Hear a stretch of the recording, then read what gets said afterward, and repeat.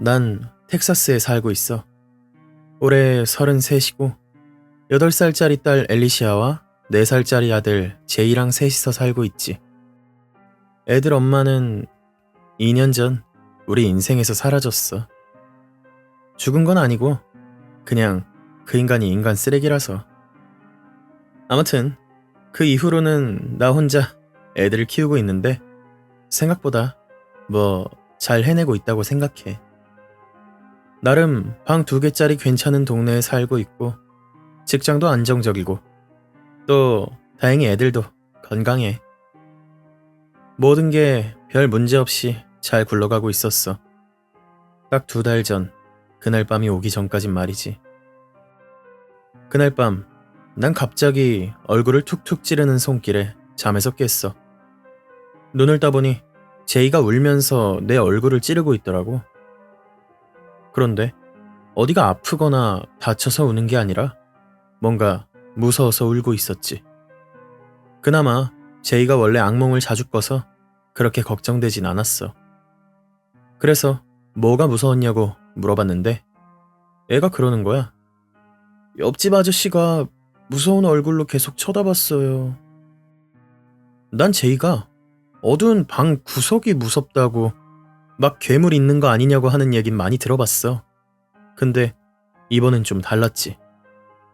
옆집이란 말에 난 자연스레 진짜 이웃집을 떠올렸고 상상 속 괴물 같은 게 아니고 너무 구체적인 얘기라 좀 두려워졌어. 그러니까 제이의 평소 악몽이랑은 뭔가 결이 달랐지. 난 자리에서 일어나 제이의 손을 잡고 아이들 방으로 갔어. 엘리시아는 2층 침대의 윗칸에서 깨어 있었고 희미하게 켜진 무드등 불빛 아래 양팔을 꼬고 동생을 째려보고 있더라. 난 조심스레 창가로 다가갔어. 물론 불은 켜지 않았어. 밖이 더 잘 보여야 했으니까. 평소라면 커튼이 완전히 쳐져 있었을 텐데 그날따라 살짝 틈이 벌어져 있었고 제이는 그 사이로 바깥을 보게 된 거였지. 우리 집 창문에선 왼쪽 옆집의 측면이 그대로 보여. 그 집 벽엔 창문이 2개 있었는데 지금은 안쪽이 너무 어두워서 아무것도 안 보였지. 난 낮에 본 기억을 떠올려 봤어. 왼쪽, 그러니까 집 정면에 더 가까운 쪽 창문은 부엌이었고 오른쪽 창문은 뭐 하는 방인지는 잘 모르는 곳이었지. 항상 커튼이 쳐져 있었거든. 엘리시아한테도 뭔가 본 게 있었냐고 물어봤어. 그런데 고개를 저었지. 쟤는 맨날 무서운 꿈 꾸고 울어요. 아빠, 나 더 이상 얘랑 방 같이 못 쓰겠어요. 맨날 잠도 못 자고 너무 불공평해요. 그 말을 듣고 제이가 또 울기 시작했어. 결국 나는 그날 밤 제이를 내 방에서 재웠지. 제이는 자기 침대보다 내 방에 있는 닌자 거북이 실내 텐트를 더 좋아해.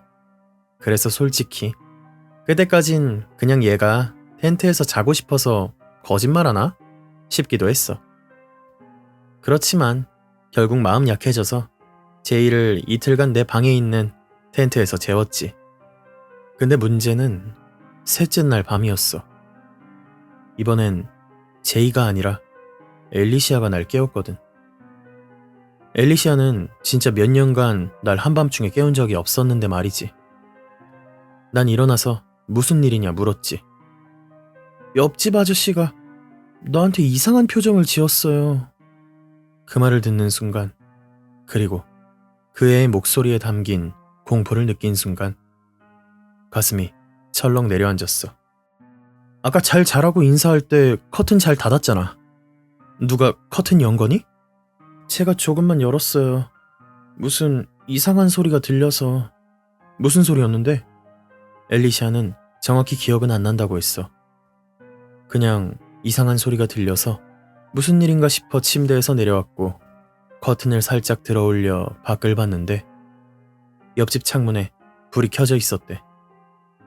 분명 그 방은 항상 커튼이 쳐져 있던 곳이었는데 그날따라 커튼이 열려 있었고 그 너머로 이웃집 남자가 창문에 바짝 붙어서 서 있었다는 거야. 그 아저씨가 뭘 하고 있었는데? 엘리시아는 잠시 생각하더니 내가 다시는 보고 싶지 않은 표정을 지었어. 진짜 내 아이 얼굴에서 그런 걸 보다니. 말로 설명하긴 어려운데 처음엔 이가 다 보이도록 웃었어. 윗니랑 아랫니 사이에 살짝 틈이 보일 정도로. 그리고는 눈썹을 찌푸렸지. 고개는 살짝 내 쪽으로 기울였고 목 근육이 부자연스러울 만큼 힘이 들어가 있었어. 딱 스탠리 큐브릭 영화에서 보던 그런 느낌이었지. 근데 가장 소름 돋았던 건 손짓이었어. 왼팔을 앞으로 쭉 뻗고 그 위에 오른손 주먹을 쥐고선 마치 바이올린을 켜듯 빠르게 앞뒤로 움직였어. 그 애는 그걸 바이올린 켜는 흉내라고 설명했지만 난 단번에 알 수 있었지. 그 남자는 자해하는 흉내를 낸 거였어. 나는 얼른 엘리시아한테 그만하라고 했지. 그 표정도 손짓도 다시는 따라하지 말라고 말이야. 정말 당황스럽고 화도 났어. 옆집 아저씨는 한 40쯤 되어 보였고 밖에 잘 나오지 않는 은둔형 같긴 했지만 그동안 한 3-4번 정도 얘기했을 땐 그냥 평범한 사람 같았어. 근데 그런 사람이 대체 왜 우리 애들한테 그런 짓을 한 거지? 난 엘리시아한테 몇 가지 더 물어보다가 문득 이런 생각이 들었어. 이웃 남자가 딱히 법적으로는 잘못한 게 없을 수도 있겠다는 거야. 자기 집에서 이상한 짓을 한다고 그게 명백한 범죄는 아니니까. 하지만 아무리 그래도 우리 애들한테 그런 짓을 했다는 건 그냥 넘길 수 없는 일이었지.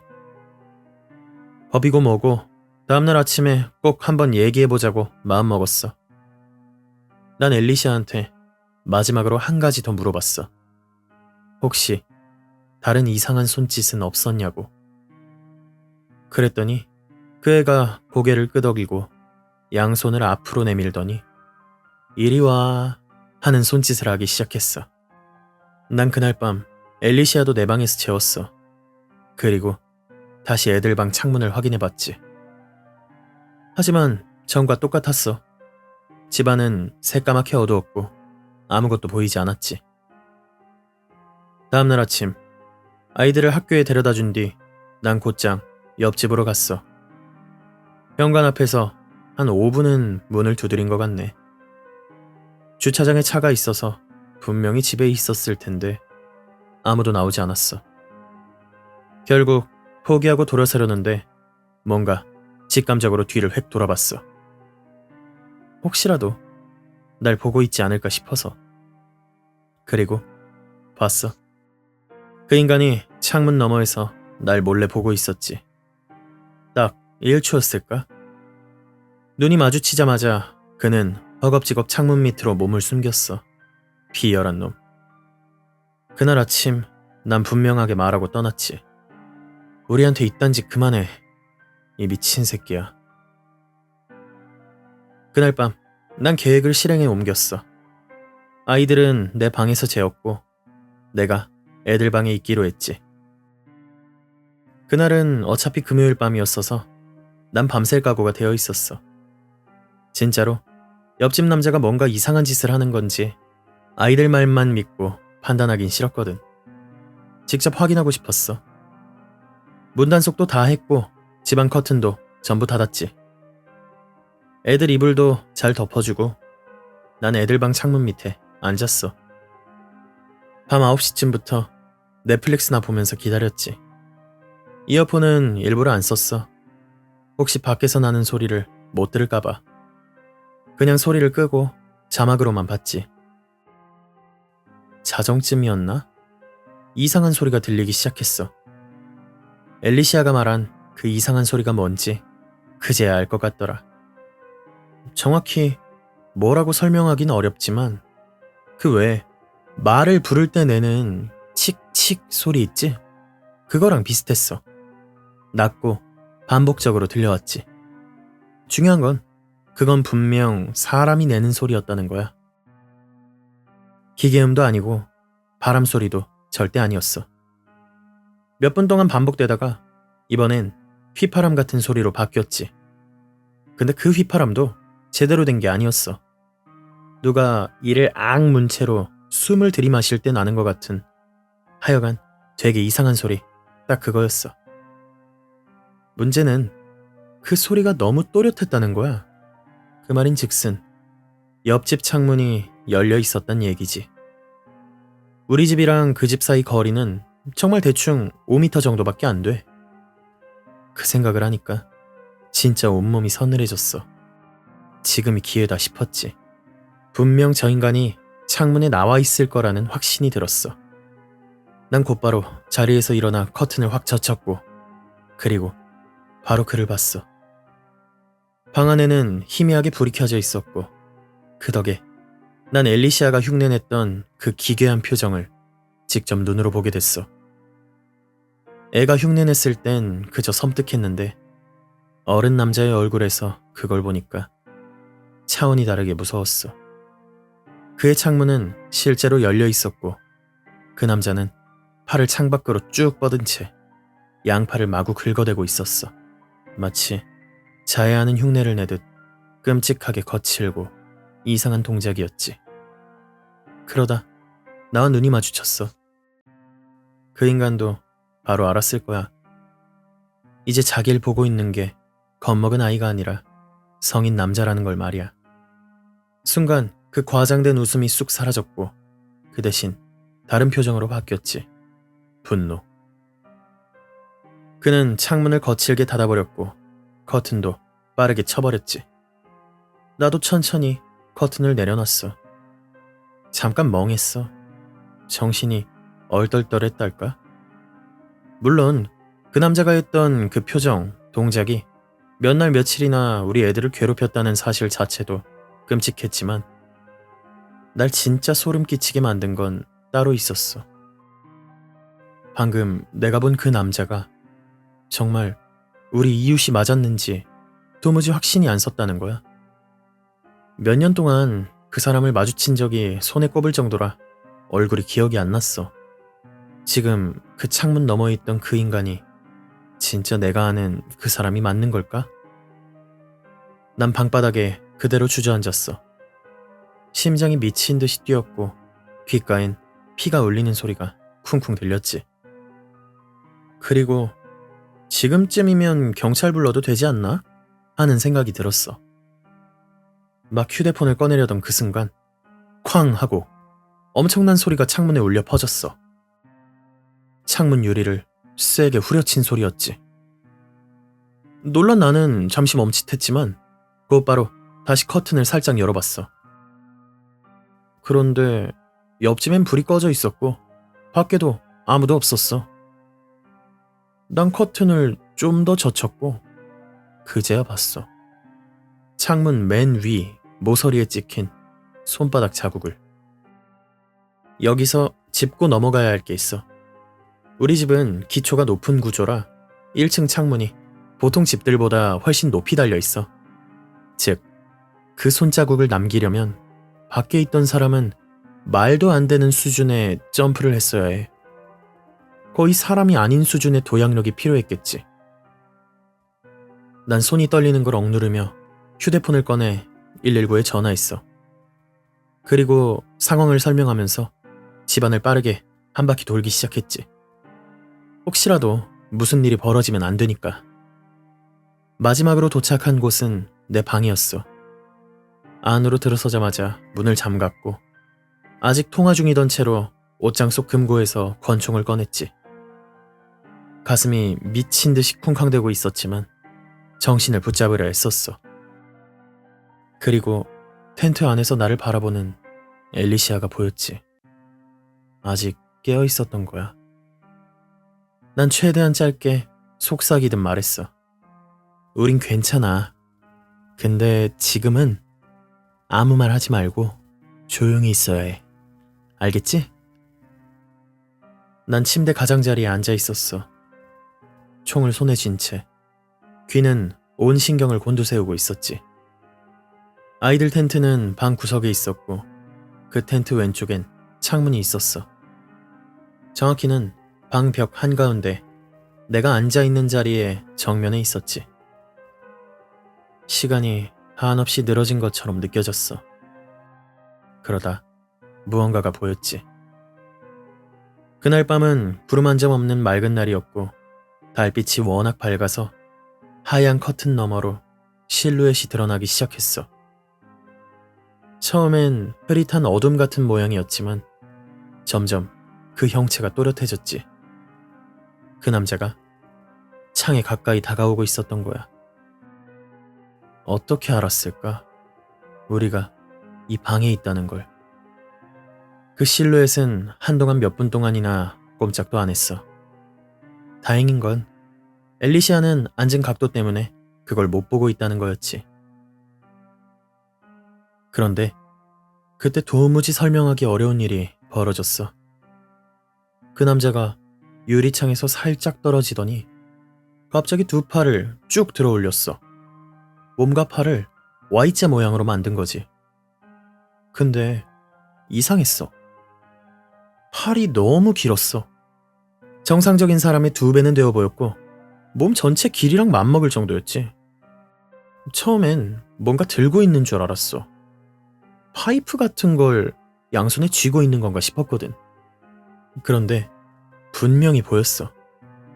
그 기괴하게 긴 팔끝에 손이 있었어. 진짜 사람 손.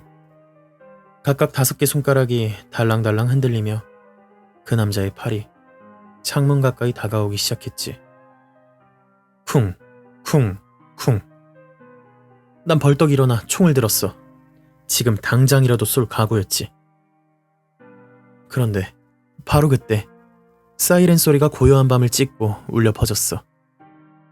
창밖의 남자는 창문을 마지막으로 한 번 더 쾅 하고 내리쳤고 그 순간 마치 누가 팔꿈치 아래를 칼로 잘라낸 것처럼 그의 팔뚝이 그대로 떨어져 나갔어. 그리고 그는 그 잘려나간 팔이 땅에 닿기도 전에 전속력으로 달아났지. 경찰이 도착하자 난 문을 열고 상황을 설명했어. 남녀 경찰 1명씩 2명이 나에게 몇 가지 질문을 했지. 아마도 옆집을 수색하기 위한 정당한 사유를 확인하려는 거였을 거야. 질문이 끝나자 그들은 나한테 말했어. 집 안에 계세요. 문 꼭 잠그시고요. 저희가 옆집을 확인해 보겠습니다. 난 다시 아이들 방으로 가 창문을 통해 경찰들을 지켜봤어. 그들은 옆집 현관 앞에 도착해 문을 두드렸고 아무 반응이 없자 문 손잡이를 조심스레 돌려봤지. 그러자 문이 열렸어. 잠겨있지 않았던 거야. 둘은 잠시 서로 눈빛을 주고받았고 그 다음엔 집 안으로 들어갔어. 그 집 안에서 무슨 일이 있었는지는 아직도 잘 몰라. 단지 몇 분 뒤에 경찰들이 다시 나왔을 때 둘 다 표정이 완전히 굳어 있었다는 것만 기억나. 난 밖으로 나가 무슨 일이었는지 물었고 경찰들이 말했지. 이웃분 사망하셨어요. 그날 밤 이후로는 기억이 좀 흐릿해. 경찰, 수사관, 구급대원 같은 사람들이 끝도 없이 옆집으로 들락날락했고 몇몇은 우리 집까지 와서 질문을 던졌어. 하지만 누구 하나 제대로 된 답은 주지 않았지. 그들의 움직임은 일사불란했고 얼굴엔 단호함이 묻어 있었어. 난 한참 뒤에 우리 집 옆쪽으로 걸어가 봤어. 그 문제의 창가 아래로. 여러 명이 현장 보존을 위해 사진을 찍고 있더라. 그들이 날 쫓아내기 전에 난 잠깐 동안 그걸 봤어. 사람 팔 2개가 토막난 채로 우리 침실 창문 바로 아래쪽에 놓여 있었지. 그 이후로 우린 몇 달째 부모님 아파트에 머물고 있어. 여기가 원래 집보다 좁아서 그런지 제이조차도 이젠 좀 지쳐 보이더라. 그렇지만 그 집으로 돌아갈 순 없었지. 엘리시안 여전히 공포에 질려있고 범인이 아직 붙잡히지도 않았잖아. 솔직히 집을 그냥 팔고 싶어. 근데 문제는 우리 애기가 반쯤 바이럴 됐다는 거야. 뉴스 기사며 인터넷 글들 때문에 사람들 기억 속에 그 집은 이제 토막 시신, 며칠간의 고문, 사람이라고는 보기 힘든 상태의 피해자 같은 단어들과 연결돼 버렸지. 누가 그런 집을 사겠어.